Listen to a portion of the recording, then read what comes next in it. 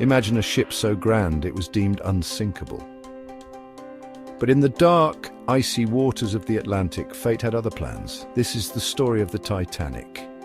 The best way to learn about the Titanic is to see it in 3D. We'll start at the top on the boat deck and then go through the ship deck by deck. My favorite is the very bottom of the ship, which has the engines that power this massive ship. All right, let's dive in now and learn about the Titanic. Most people today are familiar with the story of the Titanic, but just in case, let's go over the basics. The Titanic was built in Belfast, Ireland, starting in 1909. 3 years later, the ship was finished and ready for its maiden voyage, or in other words, its first trip across the ocean. Most passengers set sail from Southampton, England. Then it picked up a few more passengers in France and then Ireland. Then finally, we set sail across the ocean to New York. But of course, the Titanic never makes it. 4 days into her journey, she hits an iceberg in the middle of the ocean. It only takes about 2.5 hours for the ship to sink. There were only enough lifeboats for about half of the people. However, these lifeboats were not filled all the way.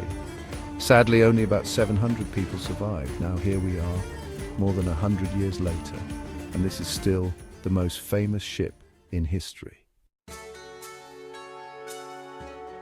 The Titanic was referred to as an Olympic-class liner. There were 3 of them, sometimes referred to as sister ships. The Titanic sunk because of an iceberg, and then the Britannic sunk after hitting a mine in World War I.